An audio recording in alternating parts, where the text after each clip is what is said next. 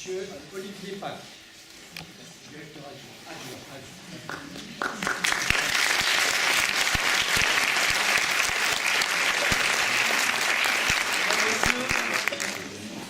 Les élèves de 3e du collège Sainte-Anne ont cette année souhaité s'associer à ces commémorations du centenaire 1914-1918. Dans le cadre de leur parcours citoyen, dans l'idée de ce devoir de mémoire qui nous appartient à chacun de faire perdurer, ils ont choisi, avec leurs mots, avec leur jeunesse, de vous livrer leur vision de cette grande guerre au travers de différents tableaux.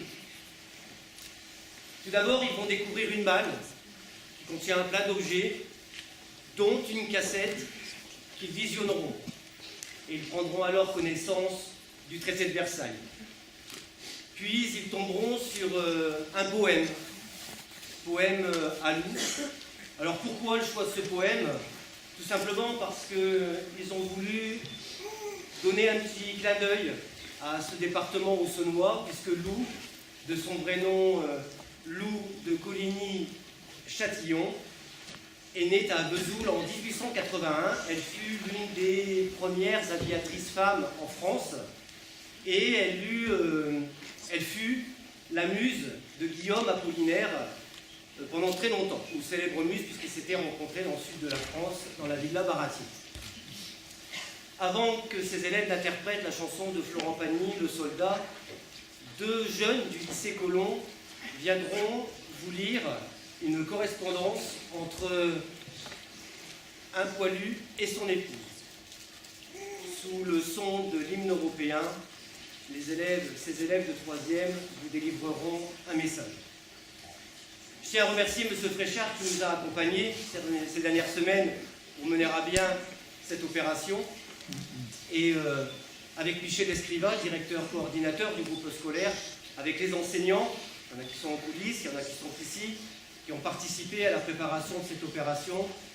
Et je pense que M. Fréchard nous rejoindra. Je voudrais vous dire combien nous sommes fiers de ces jeunes, fiers de leur engagement, fiers de leur persévérance, de leur patience.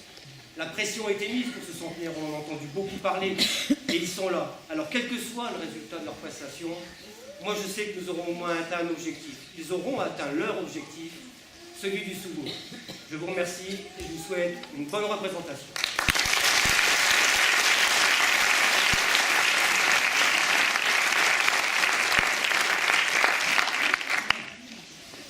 Allez, venez, c'est pas la première fois qu'on vient ici. Franchement, pourquoi venir ici? On pourrait très bien sur une partie de FIFA dans le salon, il est nul ce grenier. Il est surtout très flippant. Arrêtez de vous plaindre. Tiens, regardez ça. On dirait un coffre de pirate. Non mais t'as déjà vu un coffre de pirate en dessous, toi? T'es pas doué, gamin. Eh, regardez, il y a un papier. Dessus, il y a écrit « Souvenir de la Grande Guerre ». La Grande Guerre, c'est celle qui a duré 100 ans. Non, celle-là, elle date du Moyen-Âge. La Grande Guerre, c'est la Première Guerre mondiale. Mais elle a quand même dû sûrement durer longtemps pour qu'on l'appelle comme ça. On dit aussi la guerre de 14-18, donc 4 ans, ce n'est vraiment pas très long. Alors elle a dû être terrible pour qu'on la surnomme ainsi. Oh, regardez, sur le papier il est écrit « Fiche de blessure de guerre ». Et oh, pas très lisible ton papier quand même. Désolé, mais on voit quand même marqué plein multiple 1916. Plein multiple. Il a vraiment dû souffrir ce soldat. Ah oui, c'est sûrement dans les tranchées, ça. J'ai déjà vu des images, il y avait des obus qui explosaient partout. Et quand on regarde des images, on dirait qu'on est sur la Lune. Le pire, je pense, c'est de voir tous ses copains se faire tuer et se dire que demain, on sera peut-être le prochain. Le pire aussi, c'est ceux qui sont revenus handicapés et défigurés à cause des explosions d'obus. Dans le reportage que j'ai vu, il parlait aussi des traumatisés. C'est ceux qui sont blessés, mais de l'intérieur, à cause des tirs, des obus et même des gaz. Ah oui, moi aussi, j'ai déjà vu des images. Les ennemis pouvaient lancer du gaz qui pouvait tuer les soldats. Regarde, dans la malle, il y a peut-être un masque. Non, pas vraiment, c'est plutôt des petits souvenirs, par exemple une pelle. Et ouais. Oh tiens, mais il y a une gourde. Oh, mais j'avais pas vu, il y a un casque. Qui veut l'essayer? Moi. Tiens, prends la pelle. Et regardez les gars, je suis un vrai petit poilu, moi.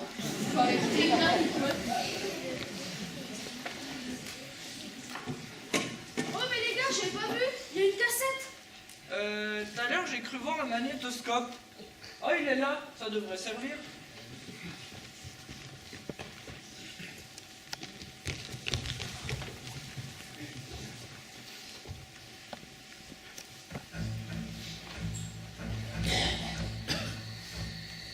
Après l'échec des combats allemands en juin et juillet 1918, le commandant Paul von Hindenburg, chef de l'état-major allemand, propose à Foch, le 7 novembre, d'organiser une rencontre des deux camps pour négocier. Dès lors, 5 voitures traversent sous escorte la zone dévastée du nord de la France pour se rendre sur un lieu de rencontre, jusque-là tenu secret. Dans ce train, le secrétaire d'État Herzberger, président de la délégation allemande, le comte von Oberndorf, envoyé extraordinaire et ministre plénipotentiaire, le général-major von Winterfeld et le capitaine de vaisseau Ranseloff, qui prendront part aux négociations. Côté français, le maréchal Ferdinand Foch, commandant suprême des forces alliées, l'amiral Roslin Weimis, représentant britannique, le général Maxime Weygand, chef d'état-major de Foch, sont en route, eux aussi. Le train du maréchal Foch arrive le premier au carrefour de Rotonde, en forêt de Compiègne. C'est un lieu isolé, mais proche du front et du quartier général allié, qui accueille, de surcroît, 2 petites voies ferrées parallèles. Elles étaient utilisées pour l'acheminement des pièces d'artillerie sur rail. Alors que les combats continuent de faire rage sur le front, le train allemand arrive au lieu de rendez-vous. Nous sommes dans la nuit du 8 novembre. Durant 3 jours, dans la voiture numéro 2419D, les Allemands ont peu d'occasion de véritablement négocier. Ils doivent rapidement se plier aux conditions développées dans le texte établi en dernier lieu par le maréchal Foch. Au 52e mois d'une guerre sans précédent dans l'histoire, l'armée française, avec l'aide de ses alliés, a consommé la défaite de l'ennemi. Nos troupes, animées du plus pur esprit de sacrifice, donnant pendant 4 années de combats ininterrompus l'exemple d'une sublime endurance et d'un héroïsme quotidien, ont rempli la tâche que leur avait confiée la patrie. Tantôt supportant avec une énergie indomptable les assauts de l'ennemi, tantôt attaquant elles-mêmes et forçant la victoire, elles ont, après une offensive décisive de 4 mois, bousculé, battu en brèche et jeté hors de France la puissante armée allemande et l'ont contrainte à demander la paix. Toutes les conditions exigées pour la suspension des hostilités ayant été acceptées par l'ennemi, l'armistice est entré en vigueur ce matin à 11h. L'armistice est signé à 5h10, mais le cessez-le-feu est effectif à 11h, le 11 novembre 1918. Il entraîne dans l'ensemble du pays des volées de cloches et des sonneries de clairons, annonçant la fin d'une guerre qui aura duré plus de 1560 jours, fait plus de 8 millions de morts et 6 millions de blessés.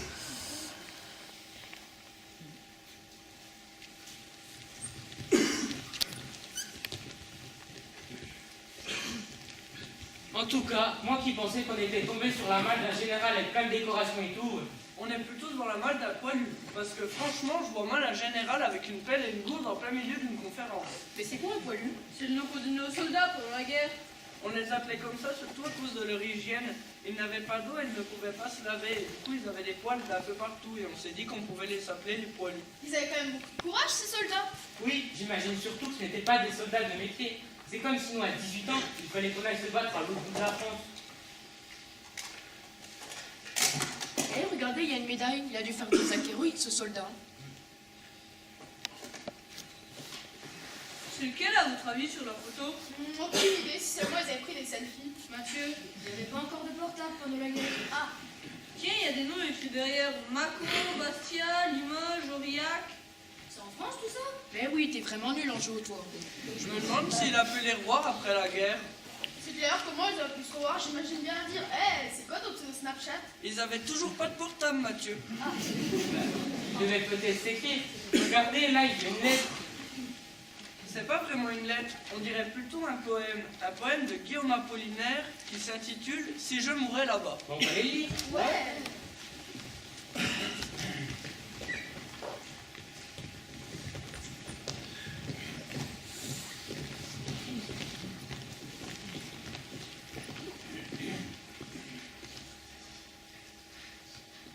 Je mourrai là-bas, sur le front de l'armée. Tu pleurerais un jour. Oh Lou, ma bien-aimée. Et puis, mon souvenir s'éteindrait comme un meurt. Un obus éclatant sur le front de l'armée. Un bel obus, semblable au mimosa en fleurs. Et puis, ce souvenir éclaté dans l'espace couvrirait de mon sang le monde tout entier. La mer, les monts, les vals et l'étoile qui passe, les soleils merveilleux mûrissant dans l'espace, comme font les fruits d'or autour de Baratier. Souvenir oublié, vivant dans toutes choses. Je rougirai le bout de tes jolis seins roses. Je rougirai ta bouche et tes cheveux sanglants. Tu ne vieillirais point toutes ces belles choses. Rajeunirais toujours pour le destin galant. Le fatal giclement de mon sang sur le monde donnerais au soleil plus de vive clarté, aux fleurs plus de couleurs, plus de vitesse à l'ombre. Un amour inouï descendrait sur le monde, l'amant serait plus fort dans ton corps écarté. Lou, si je meurs là-bas, souvenir qu'on oublie, souviens-t'en, quelquefois, aux instants de folie. De jeunesse et d'amour et d'éclatante ardeur, mon sang, c'est la fontaine ardente du bonheur, et sois la plus heureuse, étant la plus jolie. Oh, mon unique amour et ma grande folie.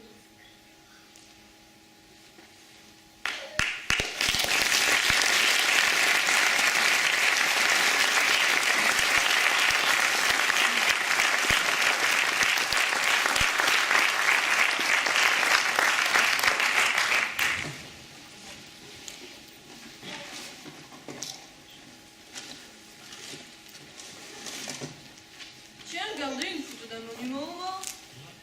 Eh mais je le connais, celui-là, il est à côté de chez moi.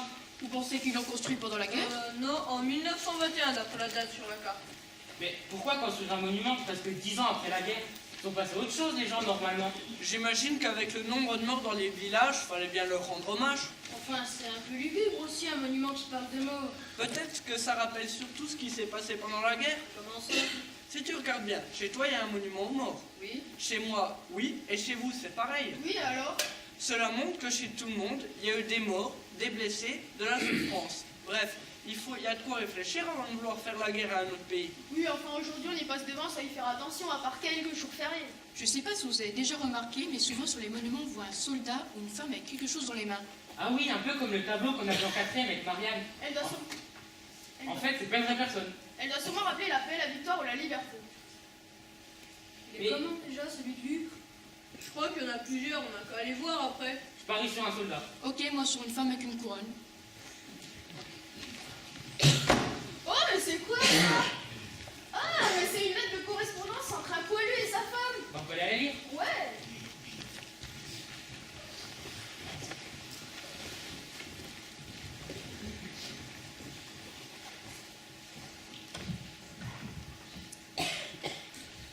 Mardi 23 juillet 1918. Mon Simon bien-aimé, je n'ai encore rien reçu de toi. Aujourd'hui, décidément, ça marche bien mal. Je tire peine, car ta dernière lettre faisait prévoir que tu avais un bien vilain moment à traverser. Il me tarde de savoir comment que tu auras pu t'en tirer. Tout de même, ce n'est pas une vie. Comme tu as dû en voir, je ne sais quoi penser. Que fais-tu? Où es-tu? De notre côté, Zizou se porte toujours assez bien. Elle s'habitue un peu à la chaleur. Elle retourne manger. Elle rattrapera sans doute sa graisse. Elle a toujours grande langue. Elle ne cesse de remuer. Ça doit être une maladie de ne pouvoir rester en place. Elle n'est pas contente, car l'on ne va plus se promener.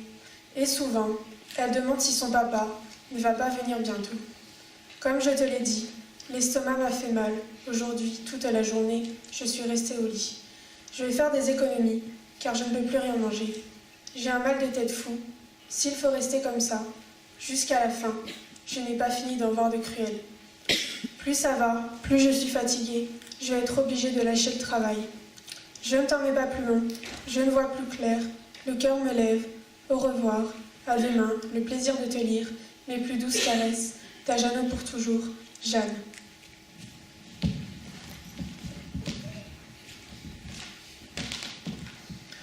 31 juillet 1918. Ma Jeannot bien-aimée.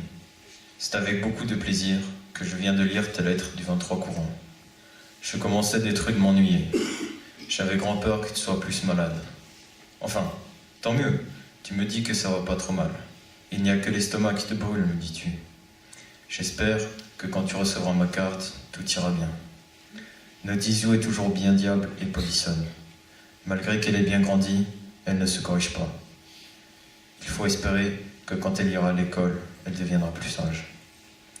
Elle attend toujours son papa, mais son papa attend lui aussi et avec beaucoup d'impatience. Le temps lui dure, et pour embrasser bien fort ses deux gosses chéris. Comme je te l'ai déjà écrit, si un de fâcheux ne se produit, j'espère prendre le train pour Montbrison vers le 10 prochain. J'espère que vous aurez reçu la lettre dans laquelle je vous expliquais l'erreur qui s'était produite et qui vous a fait tirer peine à mon sujet. C'est notre caporal brancardier, qui se nomme Colli, qui a été blessé peu gravement à une main. Comme son nom se rapproche beaucoup du mien, c'est ce qui a fait confondre les parents à Goronne. Comme je te l'ai déjà écrit, je n'ai pas une égratignure et la santé est bonne. Je suis très impatient de revoir mes deux gosses chéris et toute la famille. Vivement que je prenne le train. Rien de nouveau depuis hier.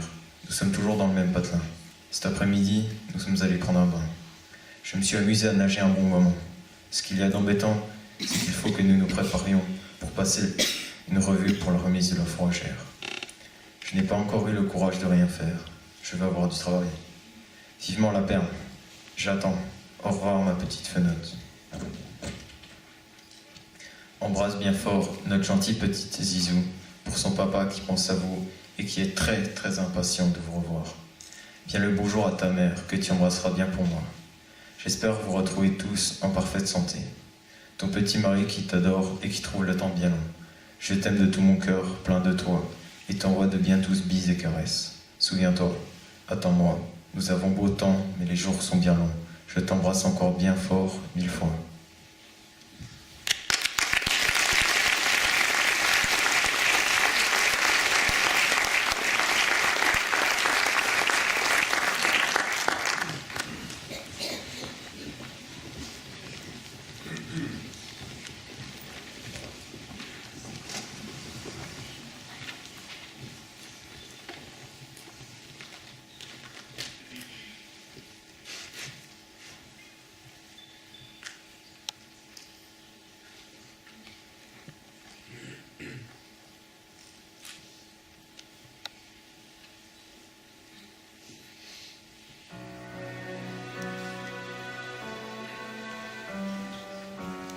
À l'heure où la nuit passe au milieu des tranchées, ma très chère Augustine, je t'écris sans tarder. Le froid piquet me glace et j'ai peur de tomber. Je ne pense qu'à toi, mais je suis un soldat. La la la, la la la, la la la. Et surtout ne t'en fais pas, je serai bientôt là.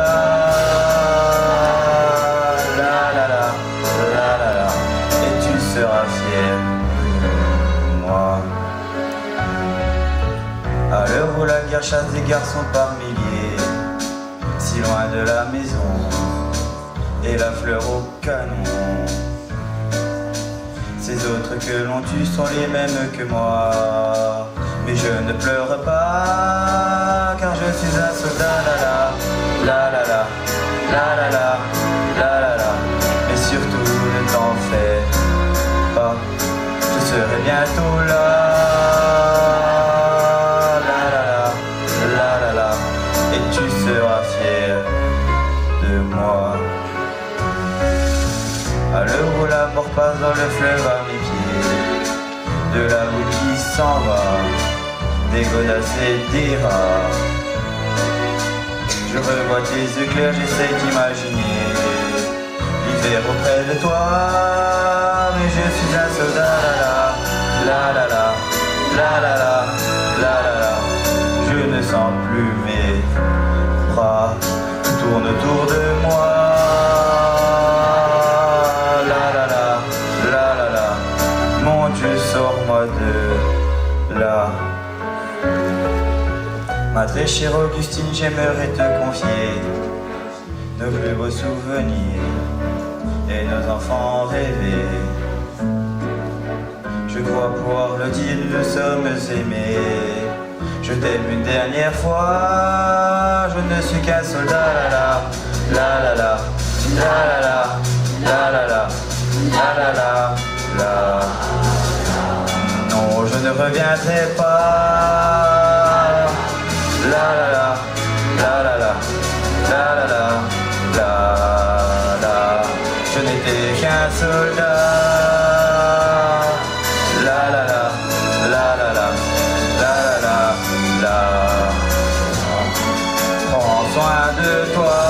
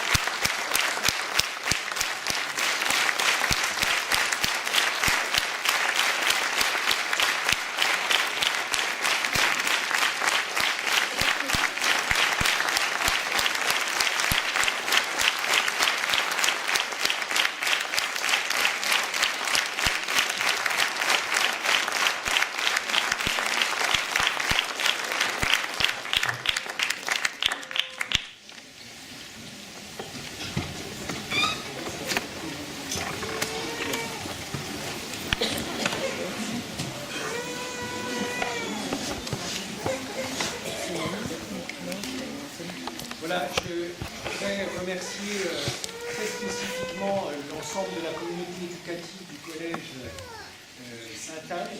Notamment, je voulais remercier Florence Dicante, je voulais remercier Olivier Pac, je voulais remercier M. Blanchard qui a écrit les textes.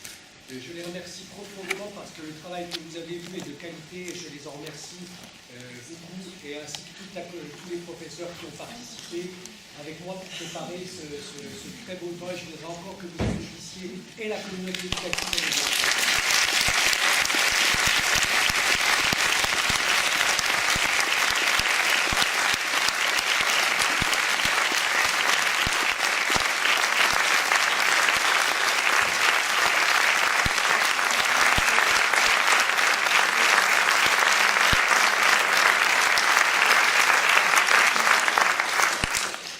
Également les deux lycéens qui se sont bien équipés.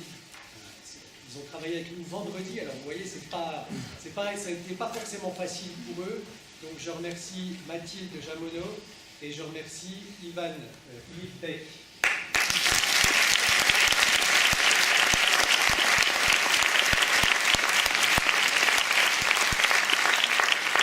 Et je laisse la parole à Monsieur le maire pour son discours traditionnel.